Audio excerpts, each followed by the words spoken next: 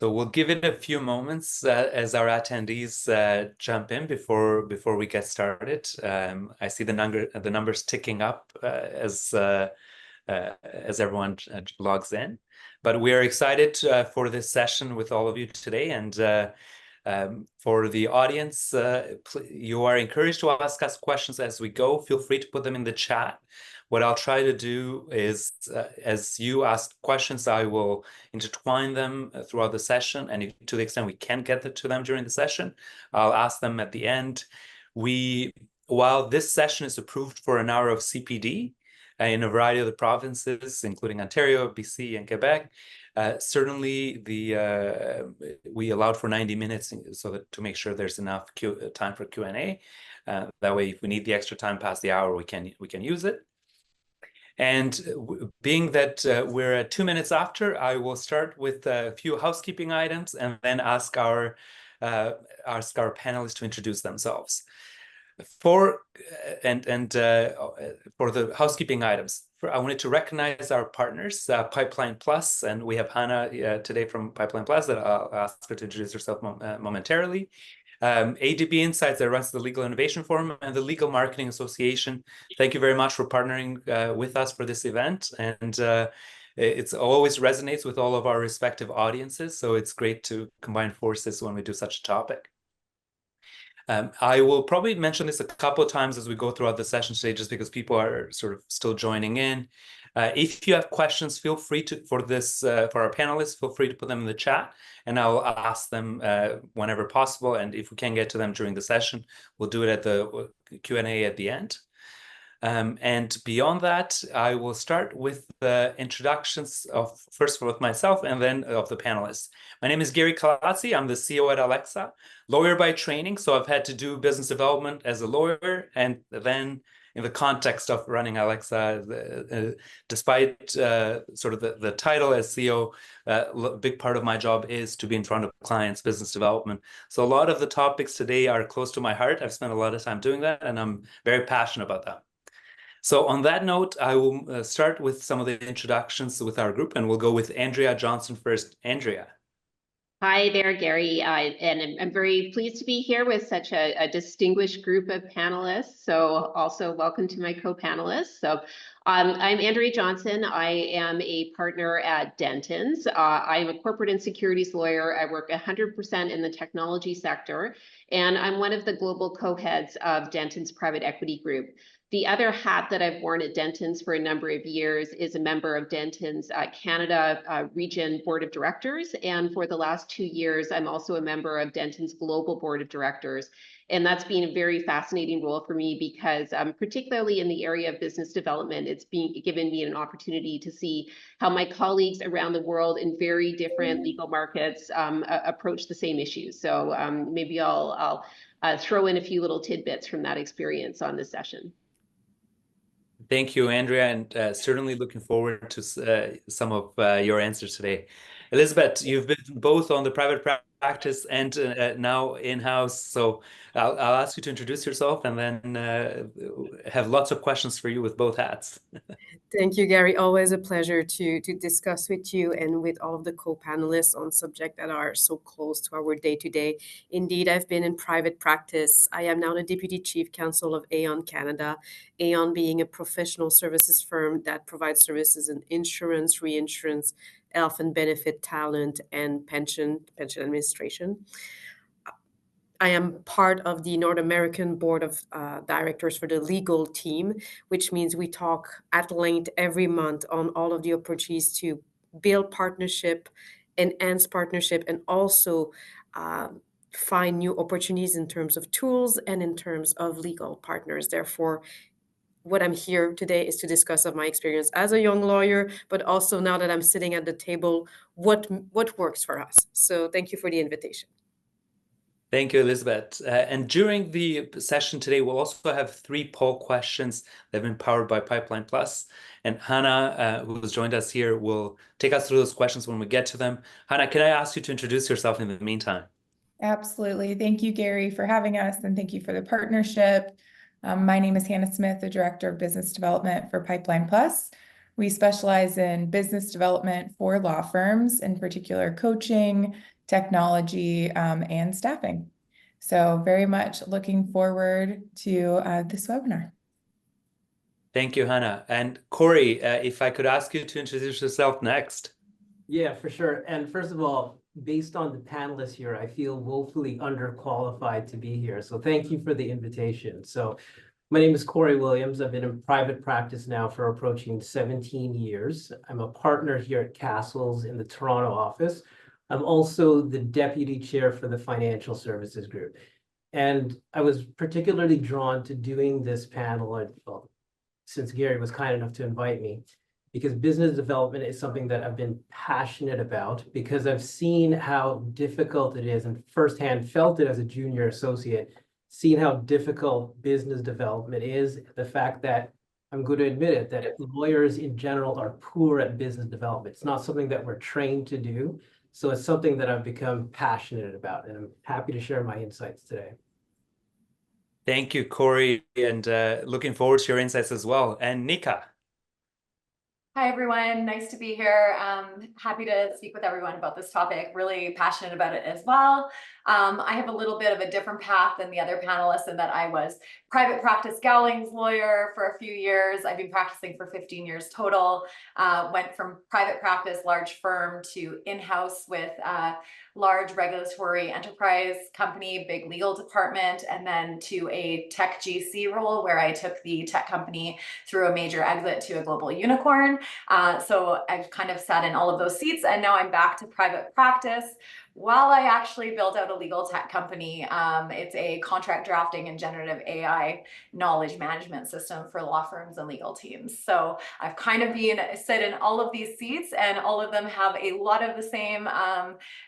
Business development plays a huge role in all of them. I remember back at my Gowling's days, I was, according to the now managing partner who was my principal, I was one of the youngest lawyers they had that was actually out there doing BD and bringing in clients at like a baby lawyer stage. So I've always had that kind of entrepreneurial spirit, and BD has always been an important part of my career path. And thank you, Nika. And very much like the panelists said, I'm actually looking forward to this group. I know all this group personally over the years, and I've seen them do business development. And part of the reason why I wanted you to hear from them today, because they are so good at what they do. So for the first question, I'm actually going to start with Andrea and then go to Corey and then Nika and Elizabeth, and I'll tell you why. So the first question is, what are some of the strategies in business development in private practice that you've actually and we'll hold off on sharing the question online just because I'll go Christina, I'll go with, we won't share it just yet because we'll do the first pipeline question next, but the first question is very much general business development strategies that you've done. So and Andrea, what I'll ask you for this one is, in private practice, sort of how you approach business development can vary, and what is effective can vary a fair bit from one place to the other.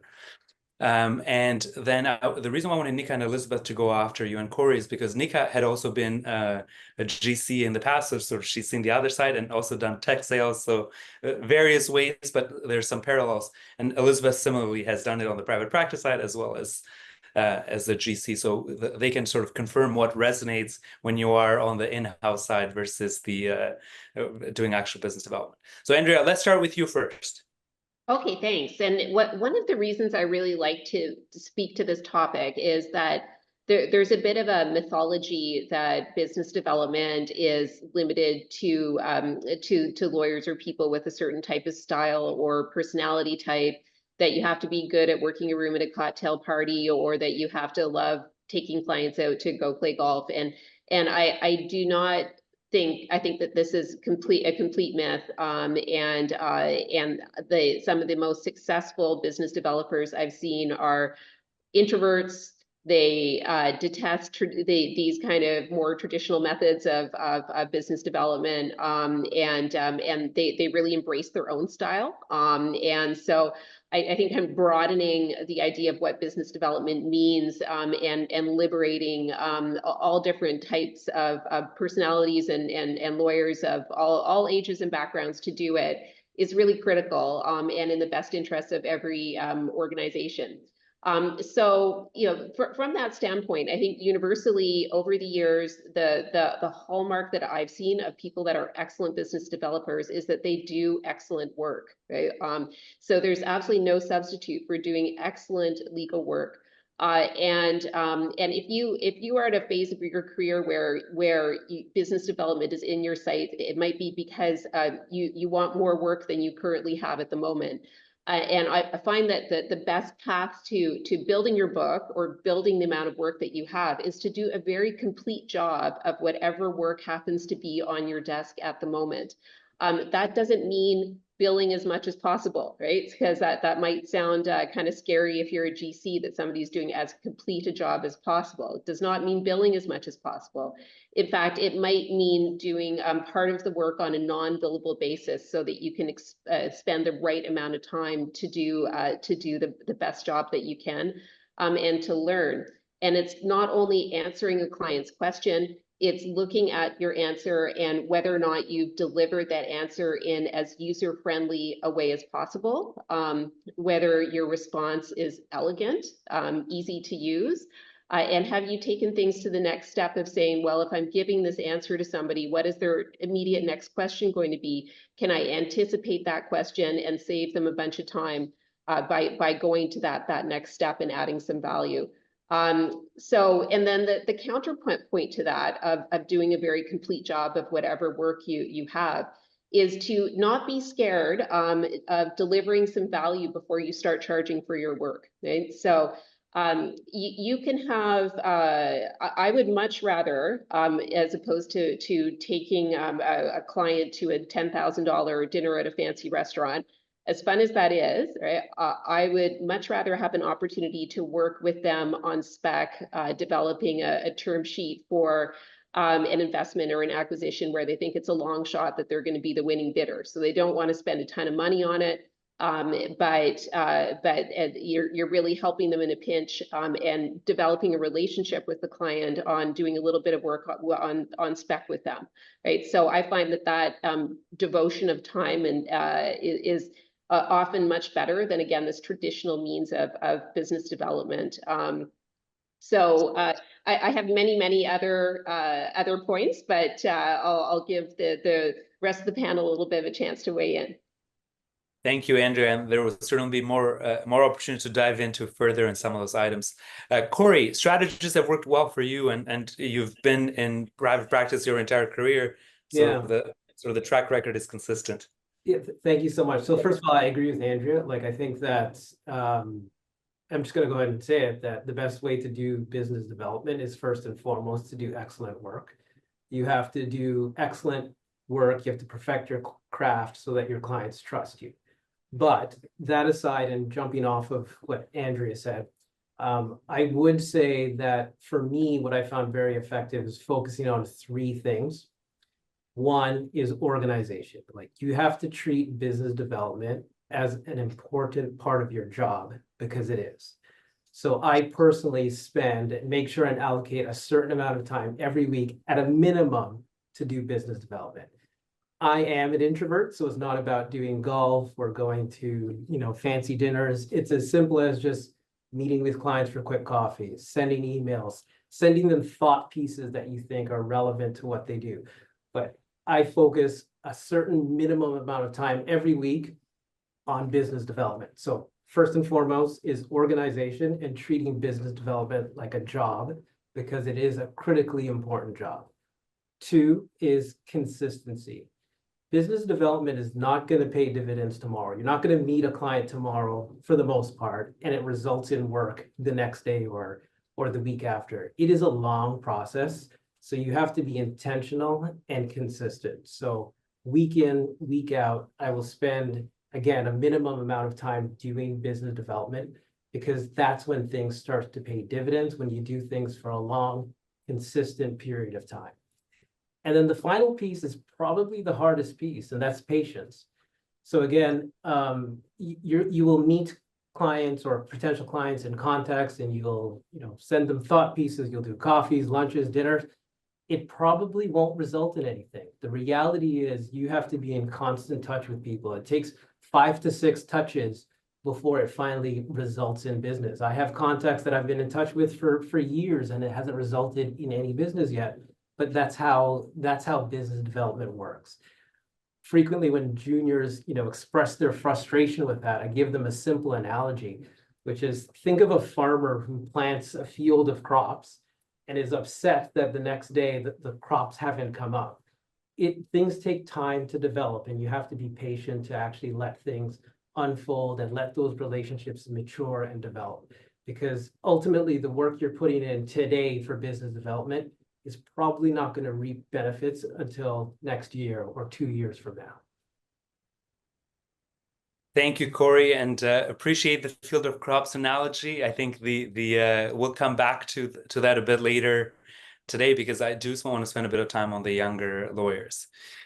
We'll do something that a little different momentarily that we haven't done in this webinar before. We started doing this in 2020 in the middle of COVID, saying, how do we pivot now that we are summer of 2020, we are in the middle of a pandemic, how do we do business development?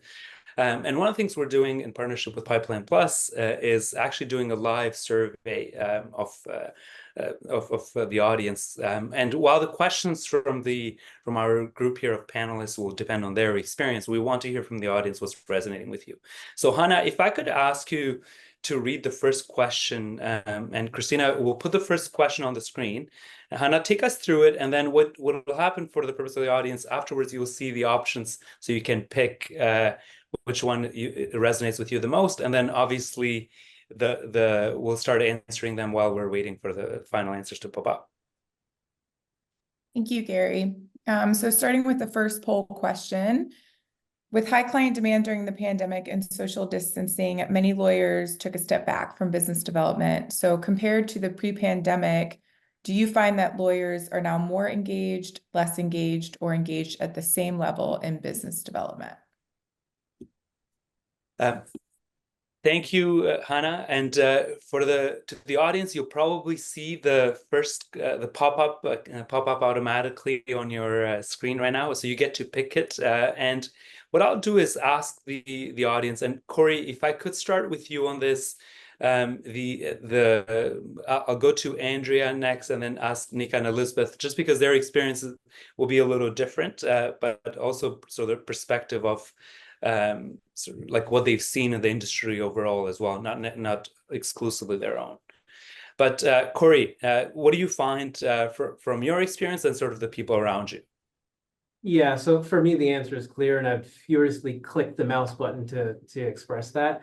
It's without a doubt, it's more engaged. I don't know if it's pent up demand from the pandemic where people want to actually interact, or if it's just increased competitiveness. Maybe we're just in an increasingly competitive market.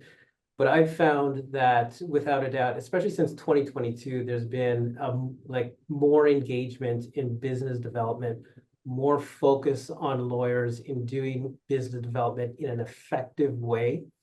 And I find that clients are very receptive to that. Thank you, Corey. And I think that's it'll be interesting to see what the audience thinks. Andrea, your thoughts on what you are noticing? Yeah, I would say more engaged for sure. I actually during the COVID days, I didn't actually see a reduction in engagement in business development. It was more of a change in how it was carried out. And so certainly at Denton's firm-wide, we had a massive uptick in the publications that we were doing for clients. And people took the time that they were usually spending going to events and conferences and that sort of thing. And they were instead using that time to write, do blogs and publish insights, thought leadership pieces, toolkits to address pandemic related issues. And that actually, those were high satisfaction activities for the lawyers, and the clients really loved it as well. And during those days, we actually started much more carefully tracking our publication activity, as well as related webinar activity, so that we could maintain those levels, because we found it was an incredibly effective method of business development.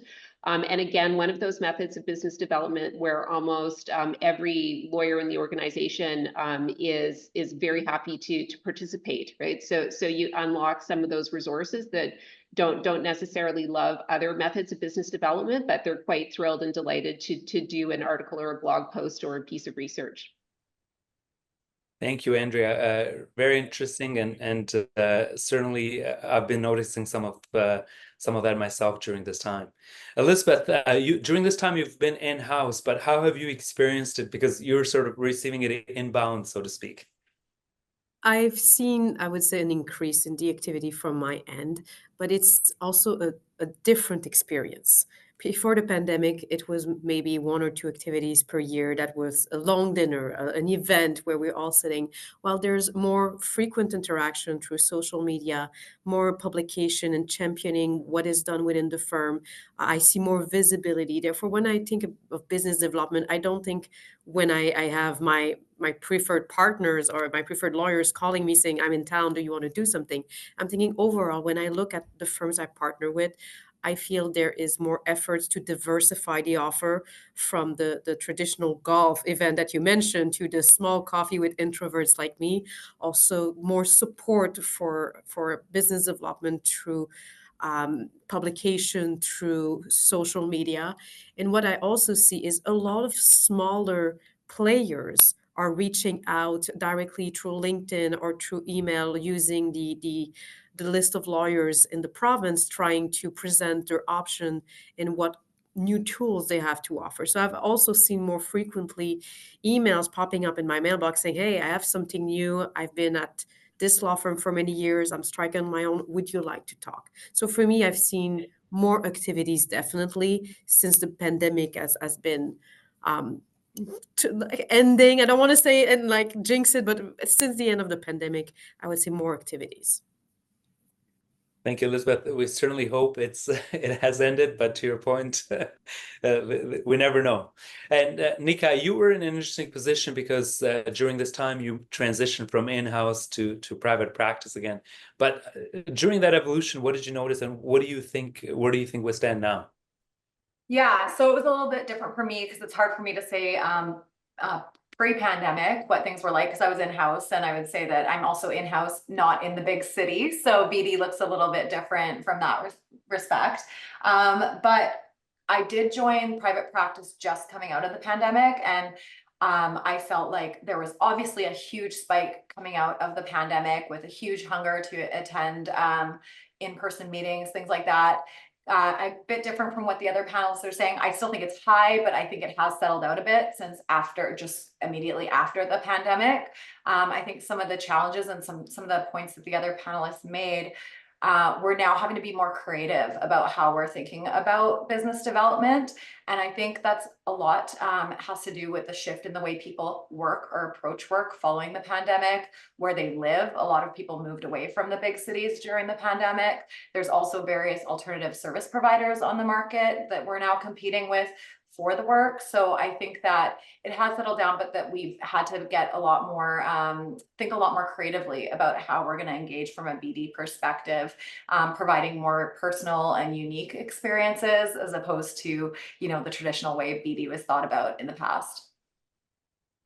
Yeah, thank you, Nika, and certainly very interesting perspective. So we have a second question that we'll do with the poll as well. There will be 3 in total, but I wanted to do one more housekeeping reminder to the audience, and I mentioned that I'll do this a couple of times as we have people join throughout the session today.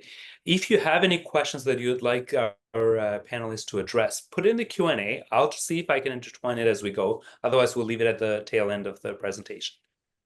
And Hannah, if I could ask you to do the second question, Christina will help us pull it up, and then to the extent that at the end we can also share the results of the various surveys once we do all 3 questions. It'll be interesting to let the audience know what we actually thought about.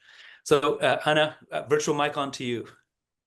Thank you, Gary. So in continuing the conversation regarding post-pandemic, in light of the ongoing hybrid work conditions and changes in social behaviors, how has your firm's approach to business development and client engagement evolved? I know several of you touched on the fact that it has changed. So please select the one that best describes your primary approach below. Increased reliance on virtual meetings and webinars, return to traditional in-person meetings, a hybrid approach, enhanced digital presence, de-emphasizing business development, or other. And you'll see a pop-up momentarily again with like you did for the first question. So as you read the options again, feel free to pick. Our panelists get to answer the questions, but they can't actually vote because we want to focus on the questions versus voting for the purpose of today. So, and Andrea, I'll start with you on this, and then we'll go Corey, Nika, and Elizabeth, similarly for the same rationale, because sort of the what you've experienced throughout this period.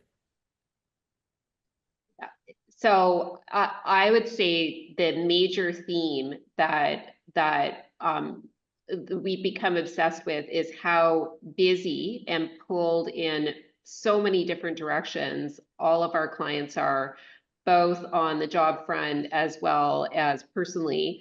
And so how incredibly respectful we need to be of our clients' time when we're asking them to pay attention to our business development proposals. And so that has caused us to become much more internally organized and team-based, recognizing that in the course of a year, you might get one shot where your GC client has time to focus on your proposal. And so you need to polish up that proposal, anticipate as many questions as possible, get the right team in front of them, and not be counting on being able to ping every 2 weeks or 3 weeks for a copy here, or a different team member asking through a different channel in the organization. And then also kind of delivering content to our clients in the manner that they are best able to receive it, whether that's a in-person webinar, through LinkedIn posts, through insights, and taking that same content and repackaging it. So then our super busy clients have time to turn to it, that it's there for them in whatever format is most convenient. So it's really that kind of getting this eyeballs on your content, incredibly important. Corey mentioned the kind of 7-touch theory of business development, which I'm a huge believer in. So I think for the BD professionals on this webinar, you've become a really critical ally to the lawyers in getting their message out there through these different channels, so that we can kind of get that scarce attention that we need from our client base. Thank you, Andrea. Corey, I know personally you like in person a fair bit, but I mean, you could speak to that, but also sort of the firm's approach overall as well. Yeah, I certainly agree with Andrea that especially after the pandemic, we're far more thoughtful about the time that our clients actually spend meeting with us, because we get it. Personally, I'm in the office 5 days a week, and we'll talk about the reasons why after, but I get it. Most of our clients are hybrid. They're in a couple days a week. So we certainly are, I agree with Andrew, we're certainly more focused and respectful for our clients' time. And internally, we're more organized to figure out how we actually meet with clients or potential clients and engage with them. So number one, from a firm perspective, we're more thoughtful. Also, we're more diverse in how we actually deliver our messaging to clients. It's up to the lawyer to use whatever medium they choose. Personally, I'm an in-person type of guy as opposed to writings and publications, but we have emphasized or re-emphasized our digital presence, so we can actually deliver content electronically, whether it's through LinkedIn posts or blog posts. But personally, I think nothing beats being in person and meeting with clients. I'm in the office 5 days a week, and part of my rationale for doing that is just so I can connect with clients. Again, I'm more focused on being efficient and being respectful for their time. So personally, I focus on shorter meetings with clients, coffees or lunches, definitely no evening events, so that way I can meet with clients because of that 5 to 6 touch theory. And then again, just being more focused and intentional about how I interact.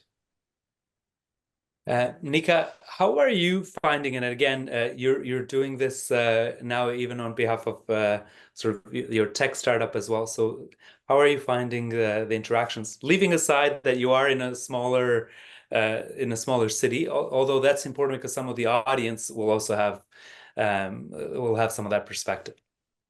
Yeah, I'm actually not going to leave that aside because I think that's actually really relevant to what I'm bringing to the table. Things have changed since the pandemic. Like I said, a lot of people have moved away from being in the city or more protective over their time, like was mentioned. Are there advantages to working in the big city? For sure there are. Is there absolutely nothing like being in person? For sure. I absolutely agree with that. But with the changes in technology and the shift in mindsets with a lot of people, you can absolutely, and this is what I wanted to get across, is that you can absolutely build a successful practice or a successful company or whatever else you're doing, a successful firm, without being in the big city, without having the access to in-person meetings. I do think you make the time for those. Like I travel to Vancouver and Calgary and Toronto when it makes sense and when there's something that, and try to roll as much into that as I can, because I do believe that yes, there's something about being in person. You do build that a little bit more. Is it necessary though? No, like I have clients in Switzerland that I'm dealing with today. Like we have great relationships and we've never met in person. You just need to approach things differently. So learning how to build relationships online and virtually. So taking that time out of the meeting to really talk to them personally and actually get to know them and do what you would do if you were having coffee with them. Non-billable, like don't charge them for that, but take that extra time to get to know them and build those relationships. Like I have great relationships with a lot of my clients who have now are supporting the business as well. And we're gonna, even when I move away from practice, they're going to be there and I'm going to have them in my life. So you can absolutely build relationships virtually. You also need to build your personal brand online, right? You're not going to those big networking in-person events. So do that online. We'll talk about LinkedIn later. And then, making the opportunities to connect with them in unique ways. But I just wanted to convey the point that as much as, there is something about meeting in person, you can absolutely, depends what you're looking for, depends what you want to build, depends on the lifestyle you want. There's so many ways to make it be a successful practice or successful business that doesn't require you to live in the big city and see people in person every day. Thank you, Nika. And I will circle back with you on the online brand on our next question, just because it's so important. We've had people that moved away from major centers over the pandemic. And so this is now even more so than pre-pandemic. And as a result, some individuals may have to pivot in how they approach things before versus after. So I think it'll be worth spending a bit of time on that afterwards. Elizabeth, what are you seeing and what resonates with you as well? Being that you're in-house and sort of have to make decisions based on what resonates with you. I actually want to bring a different perspective. We've been talking about lawyers moving away from big city. I want to talk about the center of decision moving because of change of roles. Until very recently, the legal team was mostly based in Toronto, and most of the relationship of law firms and our main contacts were in Toronto with my colleagues in Toronto. Since I've become the chief legal counsel, I'm in Montreal. And I don't go to Toronto as often. Therefore, in-person meeting, which is what I prefer, cannot happen as often with the main and prior contacts.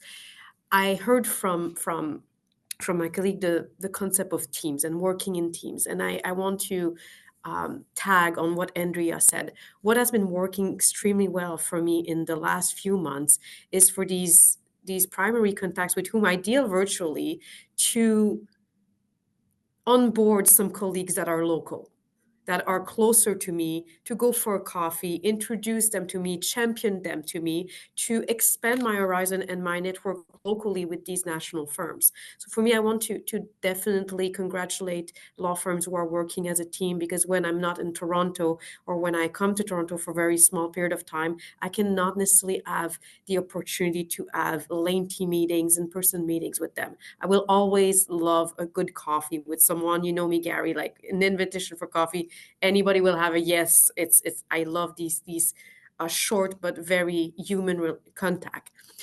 For smaller for smaller partners with whom I am, definitely seeing what they're doing online or having time for a personal chat at the beginning of our meeting that is non-billable, that makes the whole difference to see what they're doing and not just having a call every few weeks on a matter. Just seeing their online presence when I can't have the in-person contact works for me. I feel that I have a better understanding of what they're doing and where they can bring value, and also what makes them passionate about their job. Thank you, Elizabeth. And typically I don't weigh in as a moderator, but just one thought I wanted to share here, because I've had to do this a fair bit myself, as you can imagine. It's regardless of whether you are located, whether it's a big city, smaller city, etc., you can't be in all places at the same time. And to Elizabeth's point, we have to interact with a client base that is sort of spread out throughout the world, and certainly throughout Canada, in a lot of instances. Andrea is based out of Ottawa, Elizabeth is in Montreal, Corey is in Toronto, Hannah is Midwest in the US. Hannah, am I? Jacksonville, Florida. Jacksonville, Florida. And regardless, it's, we're talking about places that are a fair bit of distance from one another. And Nika is in Kelowna, so we're sort of all over the country. And what's interesting about this is that I found a mixture of in-person then combined with virtual works well, but you can't replace the in-person piece from how much substantial it becomes. But what we could do is actually spend a lot of time when we travel to see the people that we've met virtually or another conference, connect in person, then we can continue to cultivate it virtually. But trying to do that occasional trip in the relevant place where we have clients and then cultivating virtually can complement it well. I promise I won't weigh in much more, because it's tempting to do that, and as a moderator I need to stay respectful of my role. We love you commenting, Gary. You've got really great insights, so don't hesitate. Thank you, Nika. And Hannah, I will ask you to ask. There's a third question that we have also with a poll to the audience. So Hannah will take us through it, and then it really ties in nicely to the online branding piece that Nika touched on. So it's a good transition to this. Hannah, virtual mic back to you. Absolutely. And again, as you mentioned, Nika already brought this up in terms of LinkedIn in particular. So how are you each utilizing LinkedIn for business development and client engagement? There's a list of, select an option that best describes your firm's current strategy as well as your personal current strategy. Yeah, thank you, Hannah. You will also see the pop-up again momentarily. So feel free to pick the right answer. And with this one, I'll ask in a bit of a reverse order. I'll ask Nika to go first, and she's definitely an avid LinkedIn user. I'll ask Elizabeth to go afterwards, Andrea, and then we'll end with Corey. So Nika, we'll start with you. Okay. I feel like I could take an hour on speaking about LinkedIn. Definitely passionate about it, especially given being fully remote, building a fully remote company, and also just not being in a big city center. So particularly in terms of building my business, but it's been really effective with my practice as well. It allows you to basically anyone you want to reach out to, anyone you want to talk to, anyone you want to learn from, they're all there available for you. LinkedIn has had a huge shift over the last couple of years in terms of the old LinkedIn, where about probably 90% of people are still thinking about LinkedIn this way. I posted about this recently, but they think about it as a digital Rolodex, as a place to just post work updates or being an online resume. But really, I call it the new LinkedIn. It's not that anymore. It's honestly, one of my posts was actually, the analogy I used was, it's the conference that never ends. It goes on and on, my friends. Like, you can literally, anyone you want to speak to, there's basically like the company booths or the company pages. There's thought leaders, there's panelists, there's behind the scenes conversations and chats that you can have. Like, it literally is like being in a conference, but then also a platform to, as Elizabeth mentioned, talk about what you're passionate about and really show and get that, the people in the community around you that believe in this, the same things or want to hear from you on those particular points. And also from like focusing in on just the BD aspect of it. One of the easiest and most effective things you can do if you're not comfortable engaging on LinkedIn, but you really want to use it from a lawyer BD perspective, is use it to support your clients. So whether it's liking their posts and engaging with their posts, providing comments on their posts, it really matters to the person that's actually posting and trying to build their brand and their business on LinkedIn. So engaging with their content is huge. With their permission, I've even posted with my clients before, pictures and articles about their business. They love the exposure. And then it also leads to indirectly them talking very publicly about you and the work they did, like you do for them. So there's also that aspect. Like I've had my clients comment on just like what an impact the contracts that I've drafted for them have done to their business. And that's all kind of naturally comes from it. But it also shows your clients that you're really there to support them, be part of their team. You want to see the business that they're growing succeed. And you're there, you're there to support them. So I just think that, you don't need to go out there and, if you're not comfortable being totally public on LinkedIn, it is absolutely scary, and it's scary every time you press post, but it gets easier. Even if you don't want to do that, just using it to really support your clients, I can't say enough about that. And Nika, just a quick follow-up on this, and certainly I'll ask the rest of the panelists to have this as part of their answer if they would like. Sometimes, where can lawyers learn, or anyone sort of approaching business development about this? Like, have you found any strategies where you could learn from elsewhere, or did you have any mentors, anyone you reached out to say, hey, how do you do this? Like, how can I engage from this? Because again, to your point, it doesn't come natural to everybody. Yeah, good question. I've spent hours and hours just following other people's content, finding people who I resonate with, who I want to kind of, there's a book, I haven't read it yet, but I've got it sitting there, but it's like Steal Like an Artist. And it's literally like, learn from what other people are doing and replicate it. So you just need to spend the time, like anything else, researching it, seeing what's working, what's resonating, what doesn't. I still haven't figured out communicating with lawyers because they are a quiet bunch on LinkedIn. They do not like to engage at all.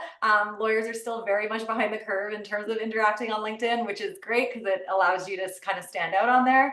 But it also, I try to talk to the lawyers all the time about generative AI because that's what I'm passionate about. We're building a legal tech company around it.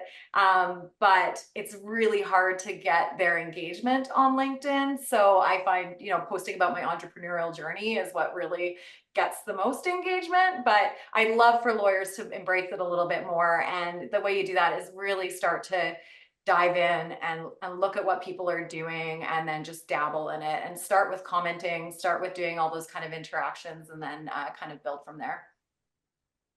Thank you, Nika. And Elizabeth, I know you're also active yourself as well, but what have you found and what resonates with you? I think I'm gonna maybe present two aspects of it. The first one is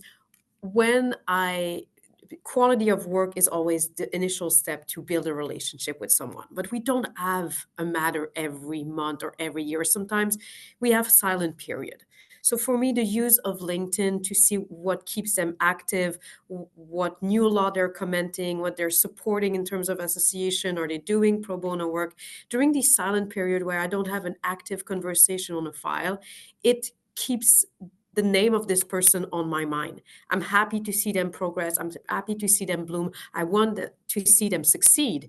And it just builds on my appreciation for them and reminds me that if I need any help, this person is still very active and still very successful, and I want to keep doing business with them. So I think it's a very good tool when you're not interacting on a day-to-day with a client because you're just doing a certain province or a certain type of litigation.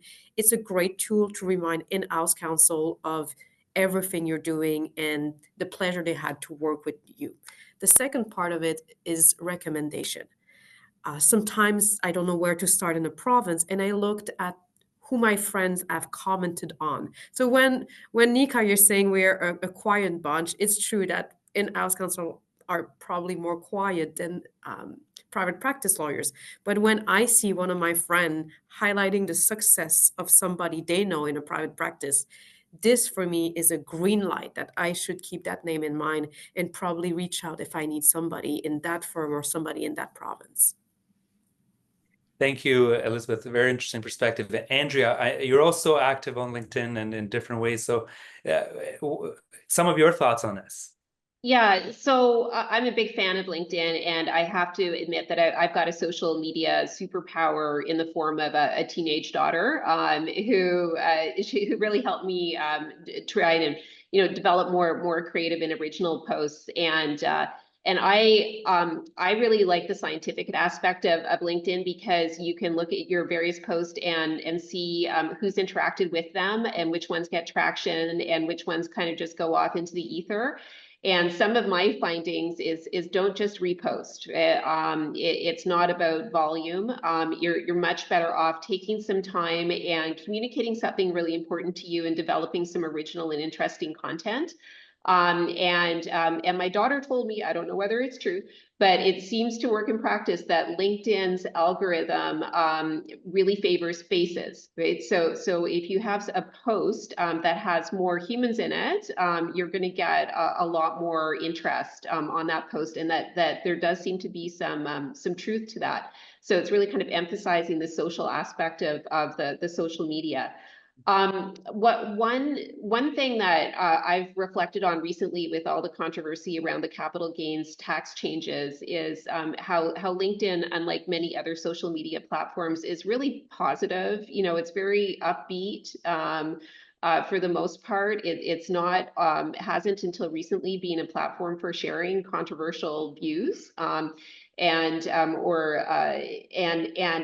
I actually think that a lot of the business-oriented capital gains dialogue on LinkedIn was really great, because it wasn't just hot takes. It wasn't just quick reactions. There was a lot of really good, respectful, intelligent, technical analysis on LinkedIn. It was great in many ways. And so kind of as we head into an election cycle, right? I kind of think I'm going to spend more time on LinkedIn, less time on other platforms, because it's if anything, an even better place to be. Thank you, Andrea. And much like you, I spend a fair bit of time on LinkedIn, so it's been interesting to observe some of these. Corey, I know you love in person and it's irreplaceable, but how are you using LinkedIn, and more broadly the firm as well? So it's beyond just sort of at the individual level. Yeah, so Gary, as you know, I've been dreading this question because I'm very much old school. I use a fountain pen. I still send people handwritten thank you cards and things like that. But from a personal perspective, I'm one of those people that Nika referred to as kind of just being behind the scenes and not utilizing LinkedIn to its full capacity. So from a personal perspective, I'm not a big poster on LinkedIn, but what I do utilize LinkedIn for almost daily is getting to know the people that I'm contacting. As Andrea mentioned before, that business development has changed in the sense that we've had to be more focused and intentional with our efforts. So one of the first things that I do when I meet people is I will look at their LinkedIn profile, get to understand them absolutely as much as possible. So that way, when I do meet them face to face, I'm more focused and intelligent in my discussions with them. From a firm perspective, we do have resources that the lawyers use, and we've made it an intentional focus for the firm to enhance our LinkedIn presence and to make sure that those resources are there for our lawyers to use. Again, I have to admit, I'm not one of those people. Thank you, Corey. And it is interesting. You're going to have the full spectrum when it comes to this, because it is one of those things that that resonates.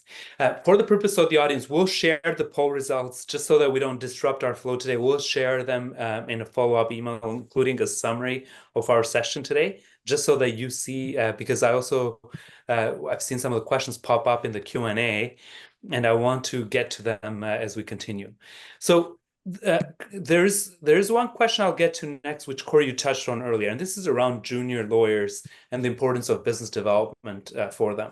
So one of the items, approaching business development properly is extremely critical for junior lawyers because they're building a lot of their social capital.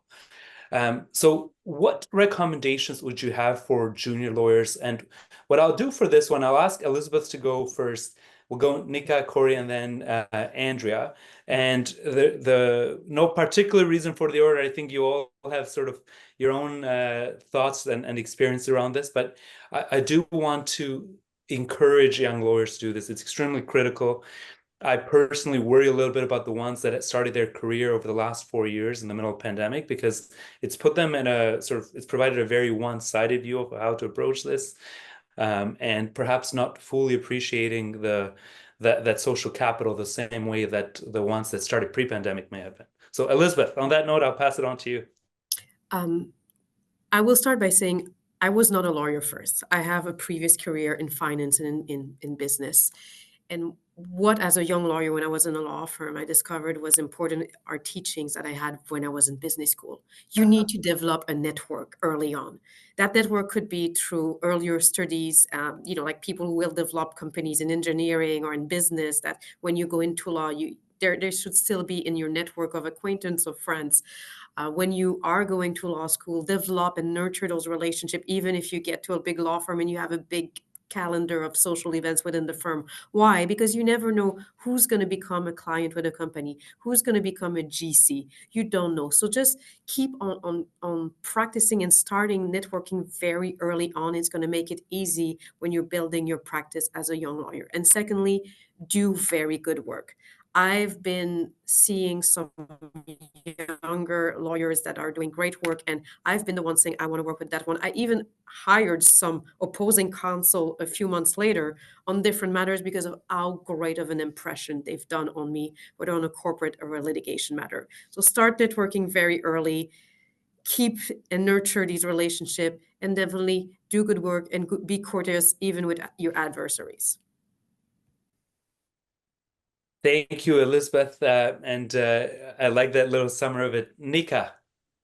Yeah, thanks. That was great, Elizabeth. Some of mine are going to be a little bit overlapped with that. And also Corey stole my analogy on the first question about the farmer, but I was definitely going to say, just like in business, plant many seeds and then nurture them. But I would say nurture them in authentic ways. So, relevant invites, coffees, making connections for people as well, like being that person that facilitates connections is really important. So start early with doing all of those things. I also agree with all the panelists on becoming a good lawyer, but what I would say about that is the technical skills are table stakes. Absolutely, you need to become a good lawyer to build the trust with your clients and let them know that you can do the work. But even more important than that is learning how to effectively communicate those concepts to the client and make their job easier. Like that is a skill over and above the technical skills that is even more important, because most of the time a client does not know whether you drafted a good contract or not. They need to trust that you can do it. What they care about is how you walk them through the issues and how you help them make the decisions. And so as a junior lawyer, I would say find a mentor that excels in that, because the client communication is so key. And then I would also say, reading business books. So I did come with a business undergrad. So maybe that, has added to my, love for business development. And I'm building a business. So I'm reading a lot of business books, but a lot of the things you heard today, you need to think about your practice like a business. It is a business. It's a mini business, or a big business, whether you're building a firm, a business, a practice. The more you can think about it like a business, and also the more you can understand business concepts, the better you can become a business-minded, practical lawyer that people want to work with. Not, most, especially on the commercial side, they don't want an academic lawyer. They want someone who can understand their level of risk tolerance and tailor your advice accordingly. So I would say, especially if you're going on the commercial side, but even if you're becoming a litigator, reading business books and learning how to look at your practice as a business is really important. And then also for those on the call that are marketers, same kind of thing. Not only are you supporting the firm-wide business, you also have lawyers inside the firm, which each have their own mini businesses with unique value propositions. So the more you can help them build their individual businesses in support of the firm, the better. Thank you, Nika. And Corey, I'll actually leave you for last, just because of you stole everyone's analogy around the. Oh, no. No, I'm kidding. I'm kidding. And Andrea, so can I get your thoughts on this? And then there's been an interesting question Q&A that I'd like to ask, and we'll start with that one with Andrea, Corey, Nika, and Elizabeth once I ask it afterwards. Oh, for sure. And I think Nika had an excellent point that for a junior lawyer, your first clients are your internal clients, and they're the more senior lawyers that you're working with, and you can practice all of the skills that you need in working with the more senior lawyers within the team. And that doesn't just mean the senior partners. It means other lawyers at your very same level who might be really busy and need your help to pitch in on something. I think for junior lawyer, business development is a lot about time and impression management. Sure, it's very easy to come across as a younger lawyer as being very busy, very harried, a ton on your plate. But if you give an impression of being too busy, then a client or other lawyers might feel that you don't have capacity to do more, right? So they won't give you more, right? So it's good to appear, calm and under control. And if you're not calm and under control, maybe it's not the ideal time for business development. You should be focusing more on developing your work skills until you feel like you do have the capacity to take on more. The thing that I find most clients love in junior lawyers is when they're very responsive and organized and have information at their fingertips. It really gives confidence. And I've got a little bit of mixed feelings sometimes with younger lawyers spending a lot of time outside of the office at events or conferences, because it takes them away from that client-facing role, and means that the client might be waiting in the middle of the business day for something that's really urgent. And I think it's perfectly okay to ask others that on your team that you work with, even if they're more senior, say, hey, I really want to go to this event. I want to give it my all, be truly engaged, be present. Can you help me cover my emails while I'm doing this so that I can really be there and really do it rather than be on your phone the entire time trying to do things in a less ideal way. Thank you, Andrea and Corey. Joking with the analogy, but it was a great analogy in terms of seeing those crops grow. But any further thoughts on this for young lawyers? Yeah, no, great responses.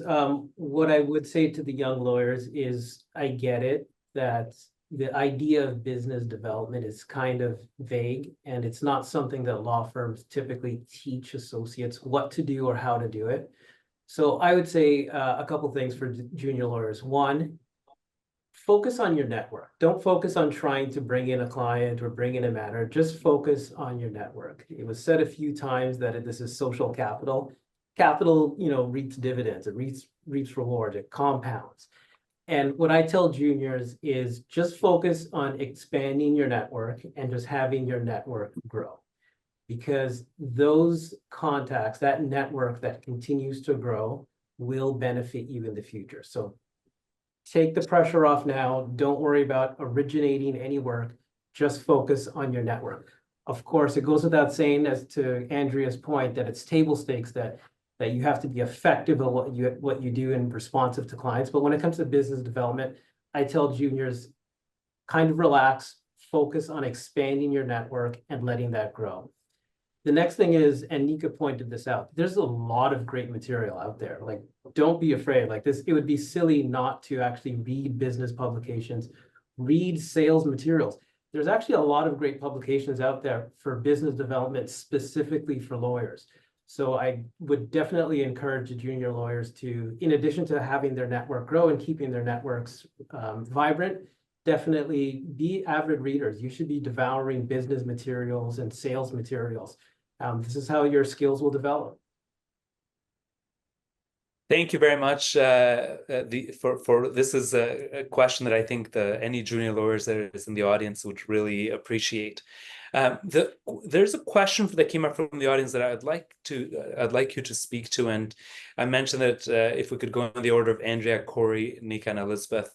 It was really around, and it was asked by a BD leader, and the question is: as a BD leader in a law firm who is not a lawyer, what exactly should be the scope of their work, and what activities should be expected from them? So this, and Nika and Elizabeth, you could also sort of speak to it from some of the other hats of, you've both been in private practice in-house as well. Like where have non-lawyer business development people at the firms have added value for your purposes? So Andrea, let's start with you. Yeah, so I find that the best pitches and the best work to win is work that you or your firm are uniquely qualified to do, because you always work on that type of transaction or that type of dispute. You know all the ins and outs. You can bring experience gained from working with other clients to bear on the matter. And the trick and the art for the business development professional is understanding where your firm has those unique strengths, and being also an internal expert, right, of what is my organization's unique selling proposition. What are they famous for? What are they great at? Being able to understand where you have new developments in those areas. And that, as a practical matter, when we're putting together a pitch, sometimes that requires some internal research on your own organization. Could be as simple as doing a Google, right, to discover, who is really great at doing this work within the firm, looking at their bios and taking together all of those threads of information. So I think, don't be shy about learning your own organization, asking 100 questions, because you'll bring tremendous value as you're putting together those pitches for the lawyers and the teams that you're working with. Thank you, Andrea. Corey. Yeah, such an excellent answer from Andrea. There's going to be some overlap with my thoughts on Andrea's. One is, I think that the most critical thing that the business internal BD can do is first really truly understanding what the ask is. That sounds trite, but so many times I've seen it and experienced it where in responding to material, kind of like off-the-shelf answers or canned responses are produced to respond to that pitch. And I've gone through the feedback sessions and actually heard from clients or would-be clients that it just felt like the firm just didn't get them. So the first thing I would say to the BD professionals at law firms is your first focus should be understanding what the ask is and who the institution is. You have to deeply understand their organization, what they're about, and what they need. Once that's established, to Andrea's point, it's a matter of like internally gathering your resources, figuring out what the firm has to offer, the firm's value proposition, and really like coalescing that expertise to actually come up with a unified pitch or value proposition for the firm. So in summary, it's just those two things. It's one, really deeply understanding what the ask is and who's asking it and why. And two, understanding who we are as an organization so we can thoughtfully and meaningfully respond to that pitch. Thank you, Corey. Nika, any thoughts on this? Agree with everything that they've said. Not a lot to add. One, I would say I do love that I've had some great marketing people to work with who are excited about doing something different and shaking things up. So having them to think like kind of tailor to my ideas and what I want to do, but also contribute and be excited about that and try to figure out different ways to do things. It's always exciting to have someone to work with that kind of can adapt to what you're looking for. And then the only other thing I would add is just be careful with writing with generative AI for your firm. People are becoming very wise to the tips, like there are a lot of tells that generative AI has, and I cringe whenever I see something that's written and hasn't been tailored to take those things out of it. So, and it just comes off as not authentic. So I would just say, it's one of the best places Gen AI can be used is on the marketing side, but you really have to be careful when you do that. Thank you, Nika, and the good caution, especially as the Gen AI becomes more and more used broadly. Elizabeth, any thoughts on this? I think the last thought I would add to what my co-panelists brought, which was extremely accurate and interesting, is always remember as a business development specialist, you might not make the pitch to the lawyer. So if you are a firm and you're the BD specialist and you're not a lawyer, the value you're bringing in is you might be able to adapt the offer and the way it's presented, the way it's worded, like is it more user-friendly to other users and other deciders. It's not always the general counsel to decide. It might be my procurement, it might be my finance department. So help get out there a proposal that can be read and appreciated by any decision maker, not just the legal user. Thank you, Elizabeth. So there's one last question from the audience I'll ask before we wrap up. And then what as the last item I'll do following that question is ask each one of you to leave the audience with one final thought, whatever that final thought may be for today, in case you didn't get to it, sort of any piece of advice, etc. So the question before we get to that final thought is, tracking my BD activities always seems to be a challenge. Are there any tips? And for this one, sort of we'll go freestyle, which any of you that want to jump in and sort of make any suggestions on this.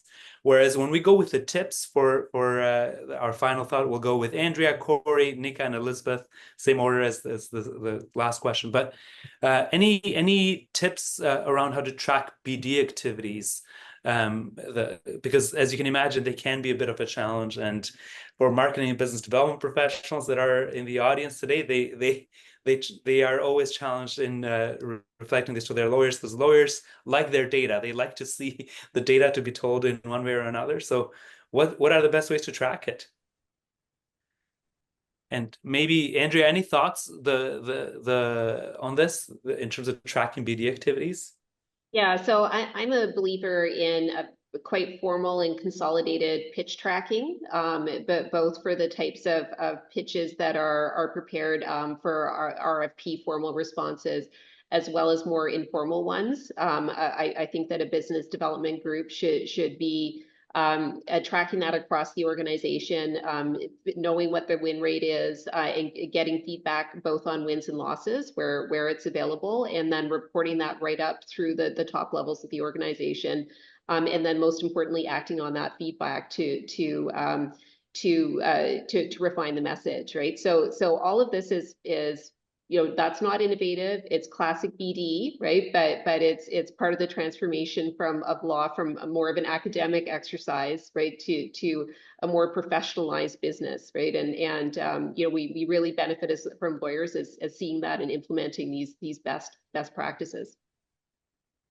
Thank you very much. And for, obviously open to any of you to add to this, but before we get to the final tips from everybody, my thoughts on this item, particularly in terms of tracking BD activities. Not all firms will have a CRM, but a lot of the large ones will do. I think having good workflows built within it to track activities, so whether this is events that the lawyers attend, whether it is sort of meetings that they did, first meetings that they did, or pitches or RFPs that were prepared on behalf of clients, like whatever activities you determine as important, I would say the CRM is probably the best way. And then enforcing the actual data entry within the CRM. So because if it never makes it there, then it'll be far harder to track in some way. And whether it's done directly or through the admins assisting the lawyers, I find this particularly helpful. So I know, and I worry with time whenever we are past the hour because we drop the audience. So I will call us to the final point of our session today, which is a tip from each one of you to leave the audience with, and any remaining questions that remain, we'll try to address them sort of in the follow-up email that comes afterwards. But Andrea, if you were to leave the audience today with one thought, what would that be? Okay, well, so this goes maybe more to Corey's forte, which is the in-person meeting, which is it is okay to at the end of the meeting or at the appropriate time to ask for work, right? Make it explicit. It's not just a social meeting. It's not crass to ask for work, and it conveys that you've got the interest in doing work, that you've got the ability and you've got the capacity. So make the ask. Don't be shy. Thank you, Andrea. Corey, the last thought to leave the audience with. It should be clear from the views of the panelists that not one approach will fit everybody when it comes to business development. So first thing I would say, or that I would like to leave people with, is choose a business development style that works for you. I think that in order to really make a connection with people, you need to be genuine. And you can't, well, I personally can't be genuine if I'm doing things that I don't like doing. So choose a business development strategy that works for you, whether it's Zoom meetings, blog posts, in-person coffees. Stick to something that works for you. Once you've done that, just stay organized. Just make sure that you're actually taking time out to make a consistent effort to do whatever type of business development is your forte. And then again, just being patient.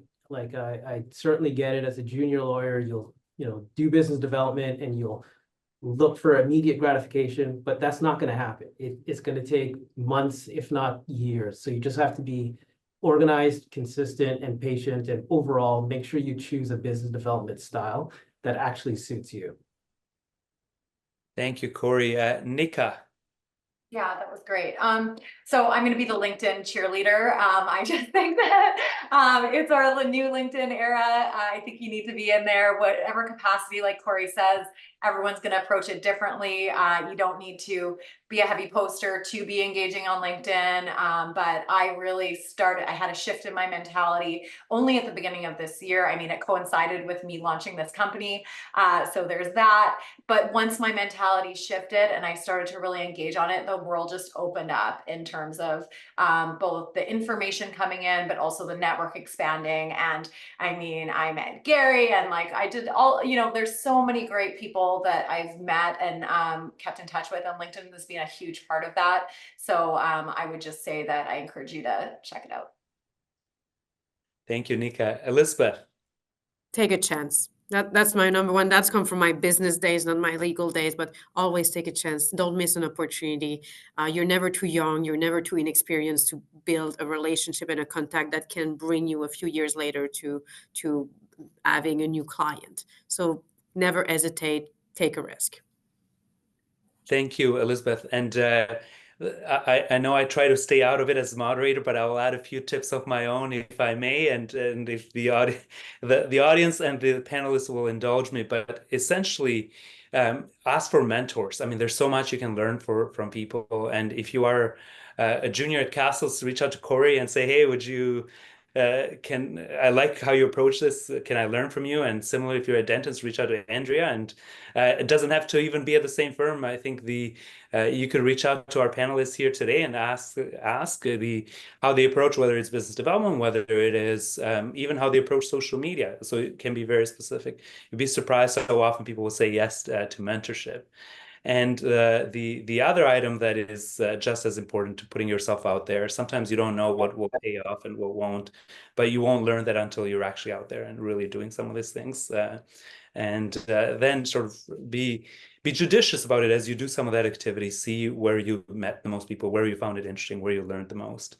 And there was also a question around, what business development is effective for lawyers. And I think even as we partnered for this particular webinar, one of the ideas was, hey, who are partners that add value? So Hannah and her team, David, I've heard David speak, the principal at Pipeline Plus, great at the sessions, really adds good value to lawyers and how to approach business development, and even the marketers and business development at firms in terms of the roles in terms of how to approach it with their own lawyers to get buy-in. Then you have the Legal Marketing Association, that is an association itself, has all kinds of good content around this, and the Legal Innovation Forum similarly, that provide a context where you learn from peers, but also that some more formal learning through the various sessions that they do. So I know we've been losing people once we got past the hour, so I am going to wrap us up early. Certainly the 75 minutes in. I wanted to thank all of our partners and certainly the panelists. You've been great. And historically, we had this at an hour, but I wanted to have a bit of extra time today just so that we weren't rushed in addressing some of these items. And I think it's truly been excellent. There will be a recording as well as a summary following this. We'll even share the results of the survey that you did that was run through Pipeline Plus. And we thank you all for the time for attending today. I hope you found value in the session to all of our audience. Thank you, everybody. All right. Thank you so much. Thank you.